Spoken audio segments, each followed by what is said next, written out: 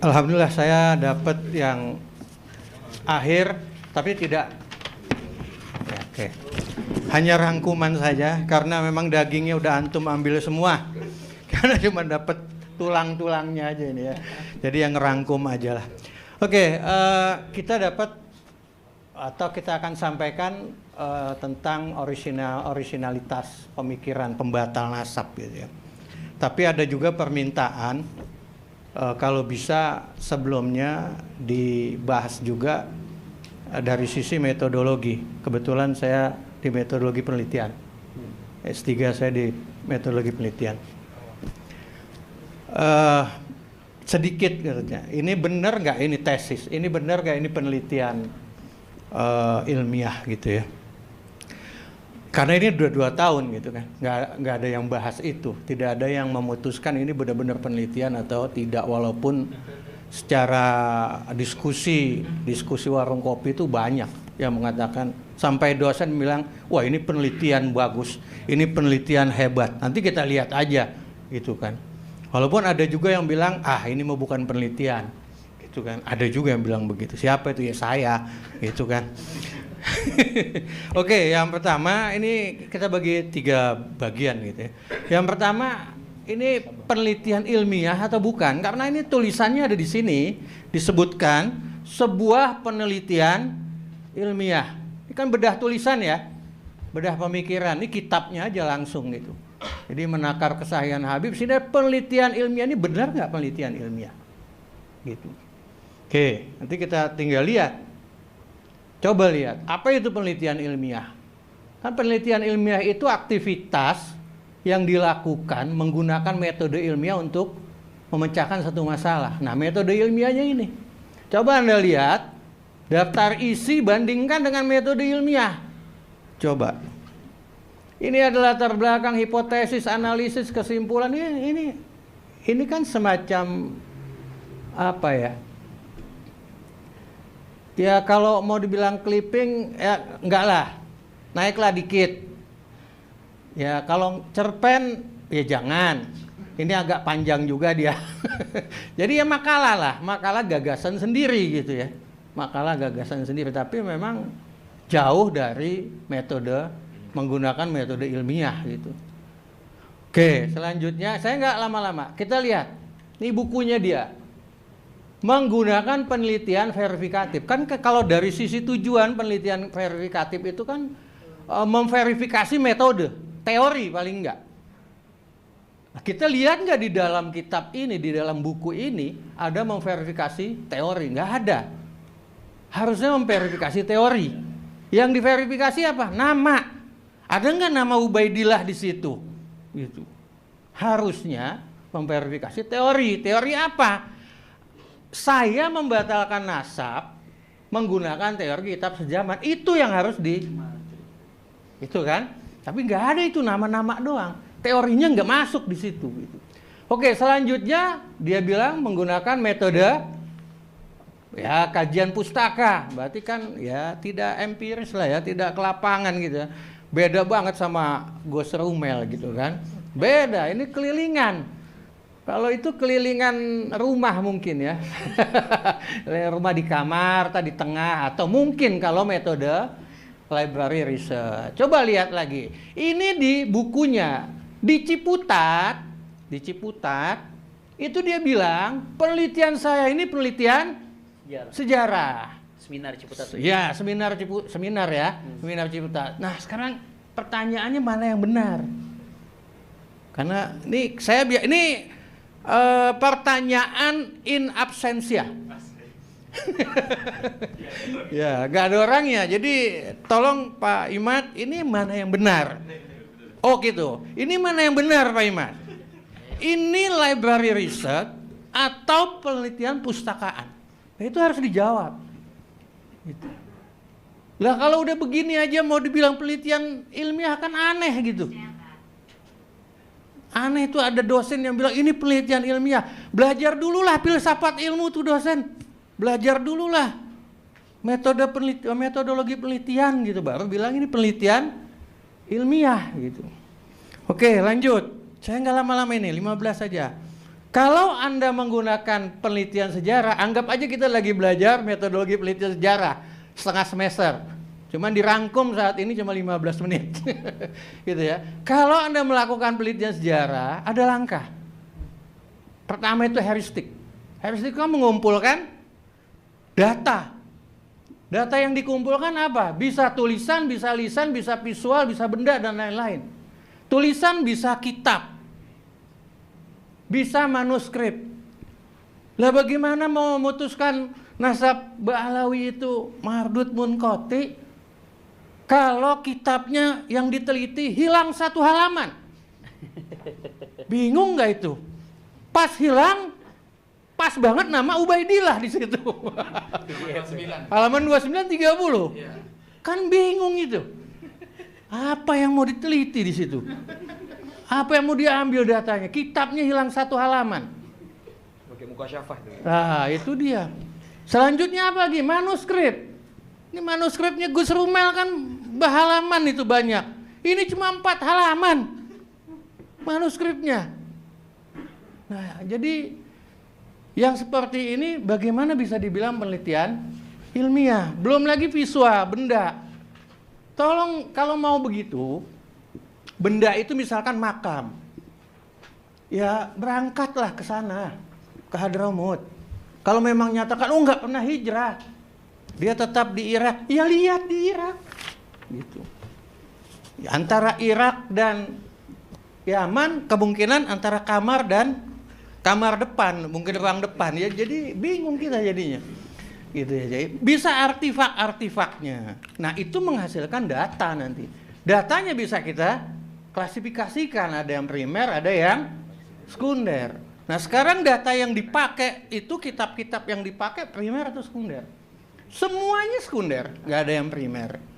Gitu. Semuanya sekunder.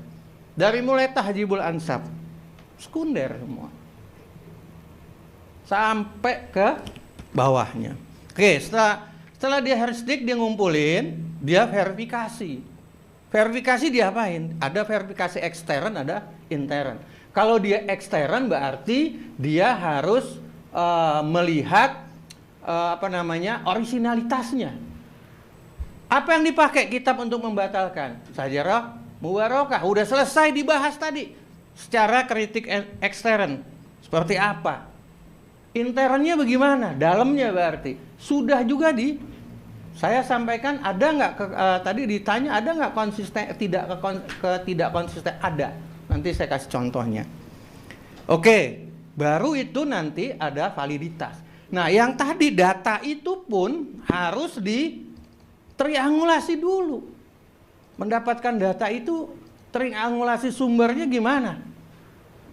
Ya kalau sumbernya hanya dengan buku yang hilang 1 halaman, manuskrip yang hanya 4 lembar, bagaimana mau melakukan triangulasi?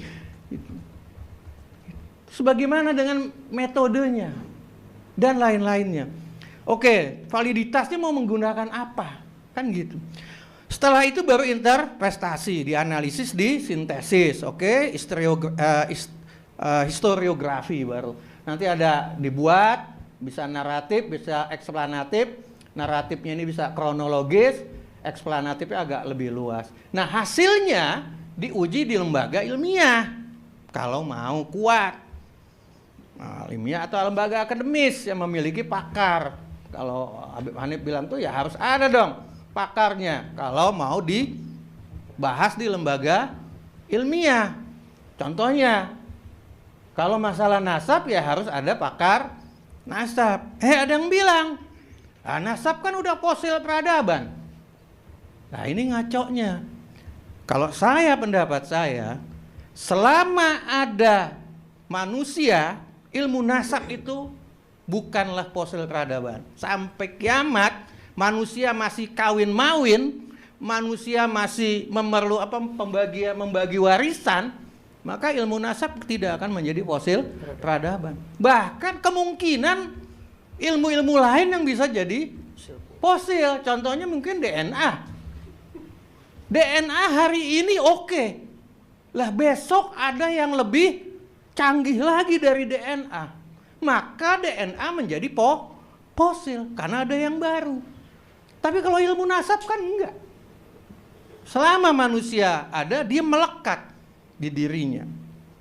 Ada namanya revolusi industri 4.0 sekarang. Revolusi pertama itu mesin uap. Revolusi kedua dia mulai elektrikal. Mesin uap menjadi fosil. Revolusi ketiga menggunakan komputer. Elektrikal menjadi fosil. Sekarang digital, maka komputer menjadi fosil. Nah, itu pendapat saya. Terus bagaimana dengan Wali Songo? Kalau Wali Songo bagaimana? Kalau tempatnya misalkan ada lembaga yang menggunakan lembaga ya, saya nggak sebut yang ya tendensius. Misalkan ada satu lembaga yang menggunakan nama Wali Songo. Misal, ada orang yang bikin makalah membatalkan nasab Ba'alawi misalkan. Karena selama ini dikatakan Wali Songo itu sohehnya ke Ba'alawi. Dibatalkan Ba'alawinya. Kan aneh juga itu lembaga. Manggil orang yang ngebatalin nama lembaganya. Gitu. Nah, memang nggak mikir itu di dalam lembaga itu. Kan ada misalkan pemikir-pemikir. Harusnya kan dipikir dulu itu. Satu itu ya. Yang kedua, contohnya lagi nih, makanya saya katakanlah Wali Songo itu sahih di Ba'alawi. Sudah berapa kali Wali Songo itu pindah-pindah. Ini kalau menurut Kiai Imad itu nasabnya nasab Mudotoribah kalau misalnya ya, pindah-pindah dia. Iya, palsu. Ada lagi tiba-tiba muncul lagi Pajaah itu. Menurut Kiai Imad itu palsu, tiba-tiba muncul. Tadi udah disampaikan oleh Habib Hanif. Dari Ja'far bin Ali Al-Hadi putus, udah. Dari apa tadi? Al-Jelani Soleh putus. Apa lagi? Sekarang yang baru dari Ajal Samsudin putus juga. Nggak nyambung. Nggak nyambungnya di mana? Di Muhammad bin Ali Al-Hadi. Kalau pakai teori Kimat. Kalau nggak pakai teori Kimat udah biasa aja. Lihat aja di Tahzibul Ansab. Dulu Ali Al-Hadi punya anak itu yang dia ambil ya 3. Dia mau cari jalur 3 nih. Kemarin dari Ja'far bin Ali Al-Hadi yang disebut Ja'far Al-Kazab tadi, udah ganti Zaki. Kambil ke situ putus, nggak bisa.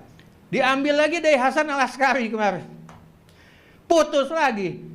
Sekarang ambil dari Muhammad bin Ali Al-Askari, putus lagi. Kenapa Muhammad? Dalam kitab Tahzibul Ansab dikatakan Ali Al-Hadi itu hanya punya anak 2 yang menurunkan, Ja'far sama Hasan Al-Askari.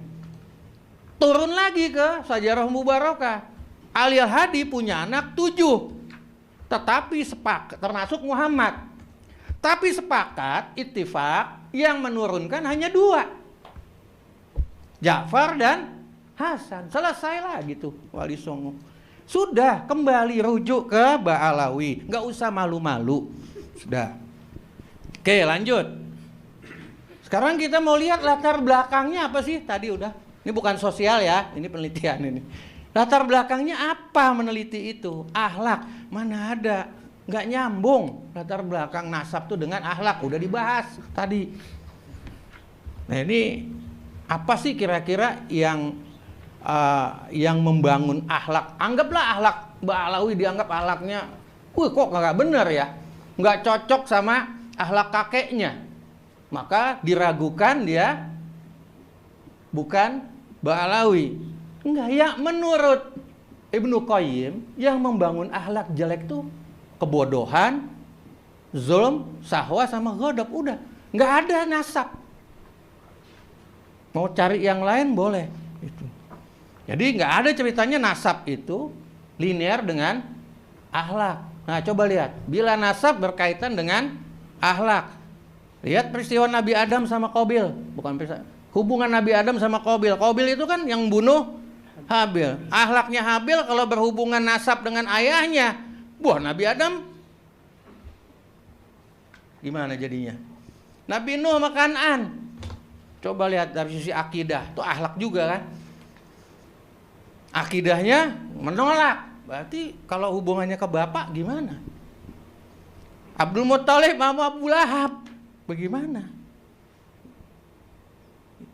Jadi itu kalau dari sisi latar belakang sudah nggak bisa penelitian itu dibilang ilmiah karena memang latar belakangnya nggak bisa.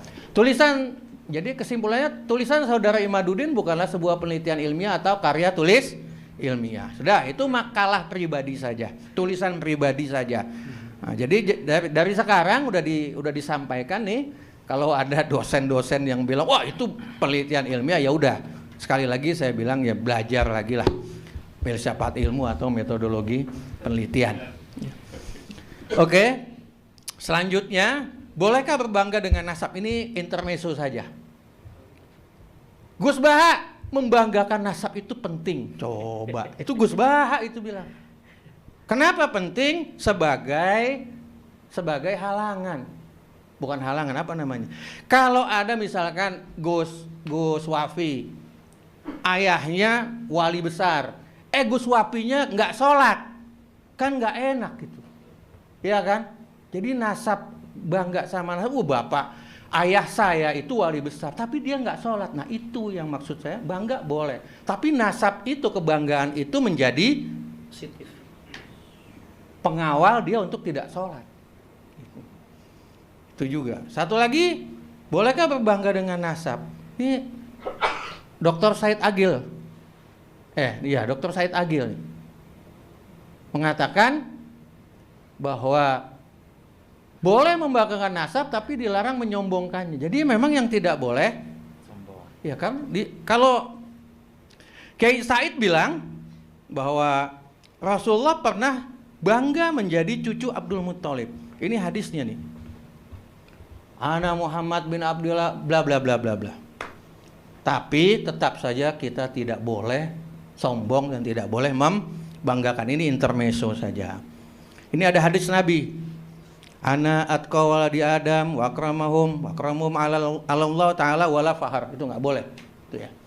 Oke, itu sekedar intermezzo. Bagian kedua baru kita masuk. Itu bagian metodologi penelitian. Sekarang kita masuk metode penetapan nasabnya. Ini rangkuman saja. Saya nggak mau lari ke sana kemari, pingin lihat kitabnya aja. Kita bedah kitabnya. Ini kitabnya Pak Haji Imad, gitu ya, Pak Kiai Imad. Dalam kitabnya ilmu nasab. Dia menyatakan metode menetapkan nasab ada 6. Ini 27 ini qawaid, diambil dari qawaid dirasah ilmil ansab. Kolamnya Al-Bahis Mujahid Munasir Munsid. Yang pertama perkawinan. Yang kedua yang ketiga bay, yang keempat suhrawal isti, yang kelima kitab-kitab nasab terdahulu. Nanti kita lihat nih, ini kitab-kitab nasab terdahulu, tapi nggak ada sejamannya di sini. Yang keenam rekomendasi ahli nasab. Kita lihat nih bener nggak? Nah, aslinya nanti kita lihat. Dari mana dia ambil? Dia baru tulis di sini di halaman berikutnya bahwa nasab itu, keturunan itu harus tidak bertentangan dengan kitab-kitab nasab sejaman. Baru ditulis di sini atau yang berdekatan. Demikian sebagaimana pendapat Pusat Studi Nasab. Cari di sini. Kalau ada kata-kata kitab sejaman, silakan. Ada nggak? Dasar dia kan menggunakan ini, Pusat Studi Nasab. Ada nggak di sini kitab sejaman? Nggak ada. Dapat dari mana dia nih? Tiba ujuk-ujuk nongol nasab sejaman. Wahai Kiai Imad, di manakah kata-kata kalimat kitab sejaman? Gitu ya. Oke, lanjut. Ini yang asli dari qawaid tadi. Yang pertama, yang ini nih ya. Yang ini aslinya ini bahasa Arabnya. Yang pertama firas, oke. Yang kedua ikrar, ketiga syahadah, keempat suhroh, kelima yang tadi ayurahatun ahadin nasabin, ya kan? Ya, berarti ini saya nggak tahu kalau Pak Imad kan bilang di sini kitab-kitab terdahulu. Ada nggak di sini kata-kata terdahulu? Nggak ada. Ya kan? Selanjutnya di sini apa? Al-Bayyinah At-Tarihiyah. Dia bilang rekomendasi ahli nasab, kan udah menyimpang itu. Nah, ini udah. Ya, itu apa namanya? Wah, yang antum yang bilang ya. Oke. Lihat lagi. Melihat tulisan tangan. Nah, ini terjemah dari inilah ya. Dari Yurahatu Ahadin Nasabin. Terjemahnya melihat tulisan tangan salah satu ahli nasab yang diakui bla bla bla. Di mana kalimat kitab sezamannya? Nggak ada. Oke, lanjut aja. Ini udah tadi. Lihat lagi yang antik nih. Demikian pula yang ditegaskan oleh An-Nasabah Ahmad bin Sulaiman Abu Bakar At-Turbani. Bla bla bla bla bla bla. Nah, ini hasil. Jika contoh, walaupun kemasyhuran itu ini berarti Suhrul Istifadah ya. Walaupun kemasyhuran itu dari kabilah itu sendiri atau antar mereka, maka tidak berfaedah dalam isbat tetap nasabnya. Jika ia bertentangan dengan Suhrul Istifadah ilmiah dalam sumber-sumber dan referensi kitab atau manuskrip lama. Kita lihat contoh, jika ada seorang yang mengaku keturunan Nabi bla bla bla bla tapi enggak apa namanya? Mengaku keturunan Nabi Muhammad SAW dan dari jalur Musa al-Kazim. Lalu ia mengurut nama leluhurnya. Ternyata ia dari jalur Z bin Musa al-Kazim. Lalu dilihat dalam kitab yang paling dekat dengan masa hidup Z. Misalnya dalam kitab Sirul Silsilat Alawiyah abad keempat. Setelah dilihat dalam kitab tersebut ditemukan keterangan bahwa Z bin Musa tersebut tercatat lam yu'akib, tidak punya keturunan, maka pengakuan ini batal. Jika tidak ada kitab semasa atau yang lebih tua mengatakan sebaliknya, jika ada kitab semasa yang mengatakan sebaliknya, maka nasab tersebut muhtalaf fihi. Saya nggak tahu ini ada nggak dalam istilah ilmu nasab muhtalaf fihi, itu kan kemungkinan ini makbulun nasab. Jadi ada yang memperselisihkan. Ya kan? Satu orang menerima, satu kelompok menerima, kelompok lain nolak. Ini yang antik. Jika tidak ada kesaksian kitab-kitab dari nama-nama itu semua, artinya sama sekali tidak ada kitab yang menyebut nasabnya ke atas, maka disitulah Suhrul Istifadah berlaku. Antik nggak tuh? Tapi ini buku Imad nih. Bukunya Imad. Stop loh. Bukunya Pak Imad ini. Hadir makanya. Mohon maaf Pak Imad. Oke. Nah, ini Suhrul Istifadah Ba'alawi udah tadi ya.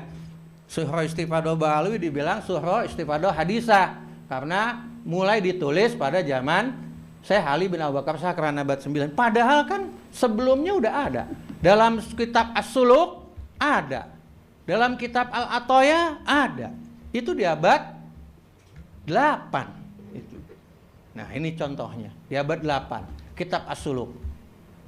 Dari kalangan asbab di sana yang dikenal dengan keluarga Abi Alawi sudah Suhrul. Ini ada juga 778 Ar-Rasuli, sudah Suhrul. Oke. Sebenarnya dari mana sih dalil kitab sejaman itu? Dalil kitab sejaman itu diambil dari pendapatnya Murad Sukri.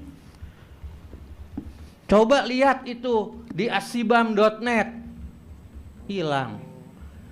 Nah, ini Google ini Asibam. Lihat persis banget diambil. Maka hendaklah keturunan Alawi setelah penjelasan ini menyebutkan siapa dari para tokoh ulama yang sejaman dengan Muhammad Al-Mirbad dan nenek moyangnya yang menyebutkan silsilah mereka dan secara jelas menyatakan bahwa mereka adalah syarif keturunan Husainiyah.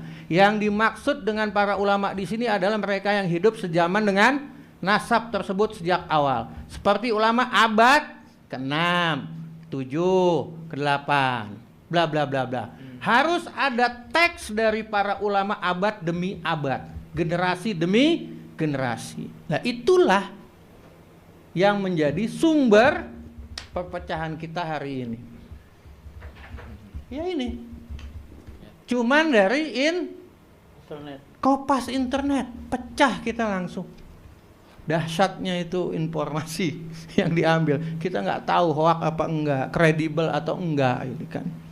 Tapi diambil akhirnya ya seperti ini. Bagaimana itu Murad Sukri itu? Murad Sukri menurut Ahmad bin Abu Bakar At-Turbani, saya belum jelasin yang depan itu gambar tadi ya. Aku telah membaca beberapa pernyataan Murad Sukri dalam bukunya Quraish fi Urdun dan menemukan bahwa dia telah menyimpang dari jalan para ahli silsilah. Dipakai. Terutama karena dia jatuh dalam kontradiksi yang menunjukkan ketidaktahuannya dalam bidang ini. Orang yang bernama Murad Sukri tidak memiliki pengetahuan dalam ilmu silsilah. Itu diambil dari situ. Ini pendapatnya At-Turbani. Teman-temannya lah dulu.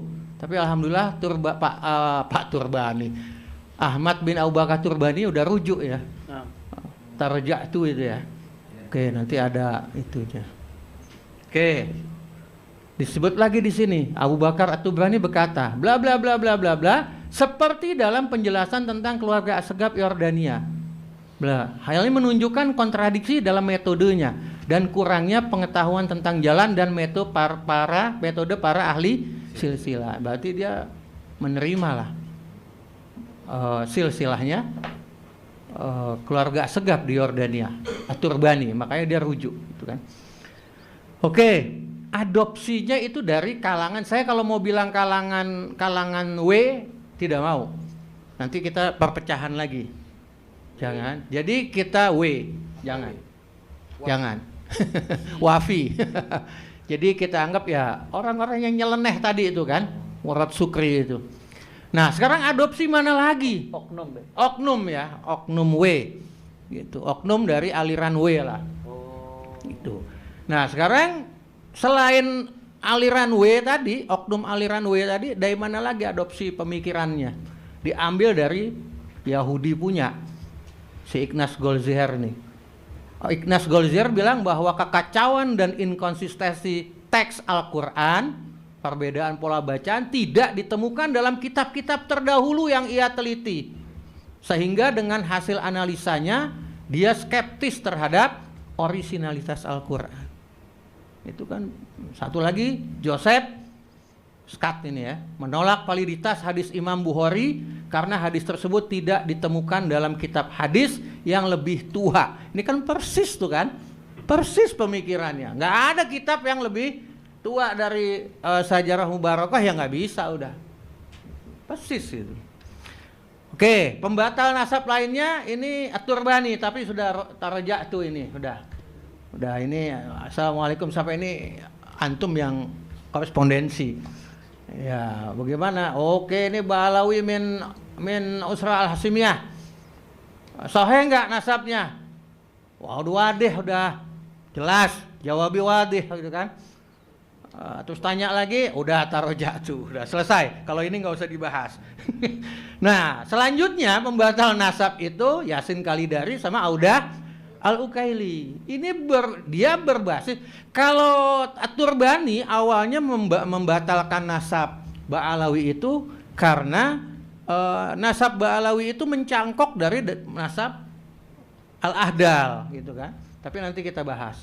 Nah, kalau Yasin Kalidari sama Audah Al-Ukaili ini berbasis Sajarah Al-Mubarakah gitu. Nah, ini udah dibahas. Sekarang ketidakkonsistenannya bagaimana? Ini contoh. Di sini ada, ini pakai hasar kan, jumlah ismiyah. Lihat, ini ada At-Tahzib. At-Tahzib mengatakan anaknya Muhammad Al-Bathani itu 7 ya, 7 ya, sini 7, yang sini 6 ya, 6. Al-Majdi 6. Ini jumlah ismiyah semua loh di atas. Al-Fahri 6, tapi Sajarah Mubarakah 7. Padahal ini kan udah nggak boleh lagi ditambah-tambah. Tapi kenapa kok di Sajarah Mubarakah nambah? Berarti kan nggak konsisten dia. Iya kan? Kalau mau memang itu jumlah ismiyah hasar, Sudah harusnya ngikut kepada ulama yang terdahulu. Kalau memang 6 dong. Tapi ditambahin 7. Yang lebih dahsyat lagi begini. Coba lihat. Selanjutnya Abdullah bin Ali Al-Hasan bin Zaid keturunannya dari Ahmad. Hanya satu Ahmad kan? Ini At-Tahdzib. Ditambah sama Sajarah Mubarakah. Ada 2. Ada Abdul Azim dan Ahmad. Kan nggak konsisten di sini. Dahsyat lagi nih. Ini yang lebih dahsyat. Bahwasanya Abdul Azim bin Abdullah bin Ali bin Hasan bin Zaid tidak memiliki keturunan. Itu di Tahdzib. Di Sajarah Mubarakah ada keturunannya dari Muhammad. Udah dibilang tidak ada keturunan. Wah, itu udah bukan lagi hasar, itu udah Hasut itu. hasut. Tapi ditimbulkan lagi sama Sajarah Mubarakah. Jadi memang dari sisi kredibilitas, dari sisi kritik intern, ini sudah tidak bisa digunakan, ya tidak bisa diandalkan, tidak bisa dijadikan patokan untuk membatalkan. Karena memang dari sisi isinya dia tidak konsisten. Atau begini, jumlah ismiyah itu tidak mutlak, bukan sesuatu yang mutlak, tapi aglabiyah. Jadi bisa aja gitu. Oke. Nah, ini selanjutnya. Saya nggak tulis bahasa Arabnya. Ini pembatal nasab namanya Muqbil bin Hadi Al-Wadi'i. Apa benar dia membatalkan nasab Alawi? Ternyata tidak. Ada pertanyaan. Ini di dalam kitab Al-Ba'is ala Syarhil Hawadits. Ini Anda ada pertanyaan, Anda berbicara tentang keluarga Bani Alawi dari Ahlul Bait dan menyatakan bahwa mereka hanyalah sampah, itu tidak berharga. Apakah ini berarti bahwa mereka tidak memiliki silsilah ke Imam Ali dan bahwa klaim mereka tersebut tidak sah? Jawabannya apa? Aku berbicara tentang penduduk Sa'dah dan menyebut mereka sebagai Alawi, bukan Ba'alawi. Sa'dah ini kan Zaidiyah. Huti itu dari sana semua. Huti. Zaidiyah. Jadi bukan Ba'alawi. Tetapi walaupun dia tidak membatalkan Ba'alawi, tapi dia syak. Sampai dia syak ini. Tapi ya dia syak gitu dengan Ba'alawi. Kenapa? Dalilnya ya dalil Quraisy itu nanti di akhir zaman itu ya yang akan cepat punah itu bangsa Quraisy. Tapi kenapa Bani Alawi itu makin banyak di akhir zaman. Nah, dia syak di situ. Nah, insya Allah nanti kita jawab lah yang begini-begini. Anak punya ide menjawab lagi nih, bikin buku lagi untuk ini. Untuk apa? Alasan-alasan pembatal nasab. Insya Allah kita keluarkan lagi. Itu dari Muqbil bin Hadi Al-Wadi'i. Nah, sekarang kita ke bagian ketiga. Sembrono dalam mengambil kesimpulan. Nah, ini yang diminta tadi. Apakah Imam Ahmad bin Isa tidak hijrah ke Hadramut? Ini pertanyaan sebagian dari 12 pertanyaan untuk Robito. Apakah Imam Ahmad bin Isa tidak hijrah ke Hadramut? Itu ya. Kenapa? Karena yang mengatakan Ahmad bin Isa hijrah ke Hadramut itu di bukunya Syekh Ali bin Abu Bakar Syakran. Nggak ada selain dia. Padahal kalau kita lihat di Jauhar Safaf tuh ada. Jadi sebelum Syekh Ali bin Abu Bakar Syakran udah ada. Ya kitab yang mengatakan hijrahnya Imam Ahmad bin Isa. Terus ya berkelit lah gitu kan, atau berdalil Imam Ahmad itu tidak hijrah ke Hadramut, dia ada di Madinah. Kenapa? Karena dia ketemu dengan Imam Ali Al-Hadi bin Muhammad Al-Jawad di Madinah, di Suraya itu. Jadi nggak mungkin dia ke Hadramut. Nah, ketika kita cek, ini siapa ini? Ahmad bin Isa Al-Alawi walad Ja'far, Ali bin Ja'far ini. Nah, ternyata kan banyak nama itu sudah dirinci. Saat itu di awal saya mengatakan ini Ahmad bin Isa bin Zaid. Kenapa? Karena yang ke Madinah hanya dia. Ahmad bin Isa yang lain itu tidak pernah ke Madinah. Gitu. Ada di Kufa. Itu dipermasalahkan lagi. Gitu kan, dipermasalahkan karena Ahmad bin Isa bin Zaid bukan dari Ali bin Ja'far. Alhamdulillah ketemu nama Ahmad bin Isa bin Walad Ali bin Ja'far, yaitu Ahmad bin Isa bin Ali bin Ja'far. Jadi bukan Imam Ahmad bin Isa bin Muhammad. Satu itu ya. Yang kedua, kalau memang dia ketemu, kan Imam Ali Al-Hadi itu meninggalnya 254 Hijriyah. Sedangkan kalau yang dibilang Haji Imad itu dia Imam Ahmad bin Isa bin Muhammad, dia lahir tahun 260 Hijriyah. Masa sih orang yang belum lahir 6 tahun meninggal, dia baru lahir ketemu? Kan nggak mungkin. Malah di kitab Al-Imam Muhajir itu lahirnya 273. Oke deh, anggap ada kitab katanya yang 240. Ya anak belum dewasa, baru kecil. Nggak mungkin itu. Jadi kalau memang kesimpulan beliau itu yang ketemu itu Imam Ahmad bin Isa, ya sembrono dia dalam mengambil kesimpulan. Silsilah Ba'alawi mencakok dari silsilah Bani Ahda. Ya bagaimana bisa? Silsilah Ba'alawi sudah eksis di abad 8. Sedangkan silsilah Bani Ahdal baru muncul di abad 9 di kitab Tuhfatul Zaman. Kita udah ada di As-Suluk. Jadi nggak masuk akal lagi. Nah ini salah satu alasannya At-Turbani sebenarnya dalam membatalkan, tapi dia sudah rujuk. Kitab Abnul Imam ini yang jarang diangkat. Karena kalau diangkat katanya mau dibantai. Ya sekarang bantai dah. Kitab Abnul Imam dikatakan palsu karena penulisnya lahir tahun 199 Hijriyah. Sedangkan di cover bukunya tahun 478 Hijriyah. Nah, sebenarnya yang wafat tahun 199 itu kakek dari penulis. Dia rupanya lewat itu. Membacanya lewat.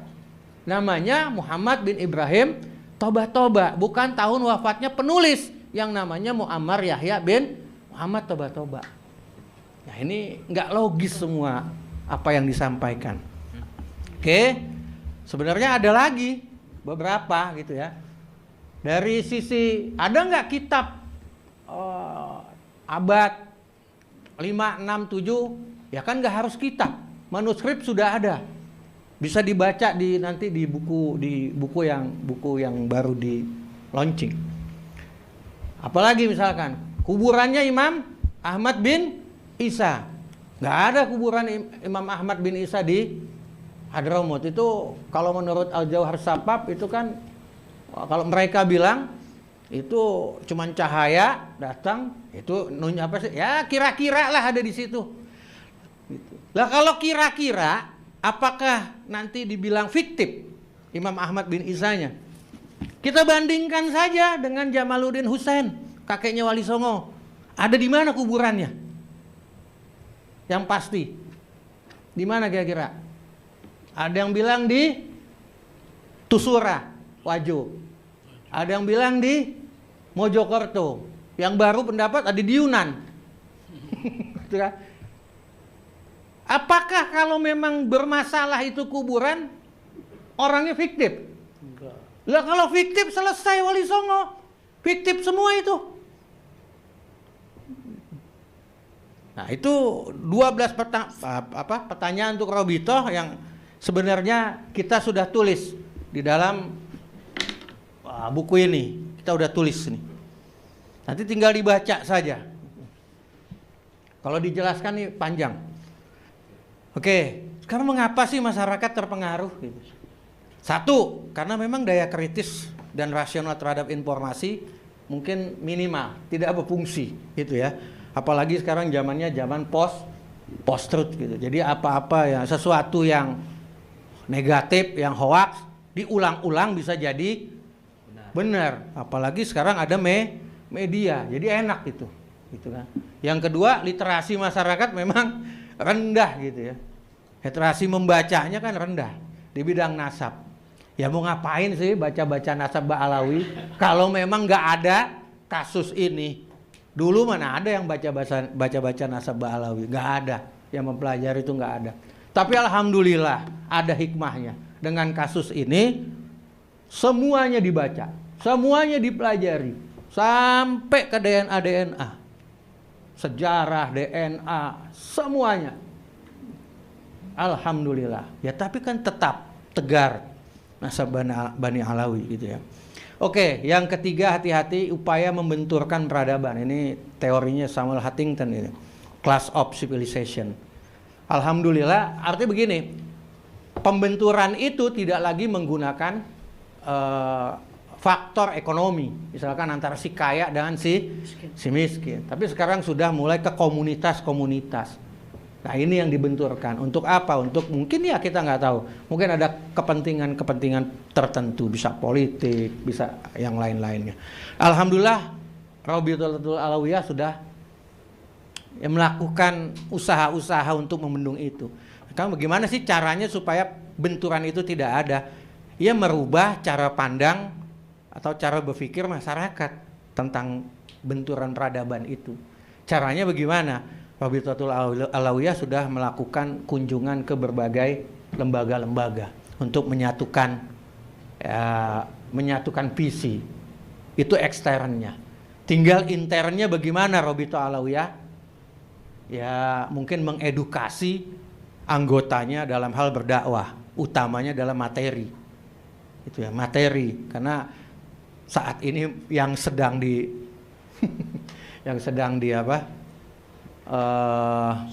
sorot itu dari sisi materi.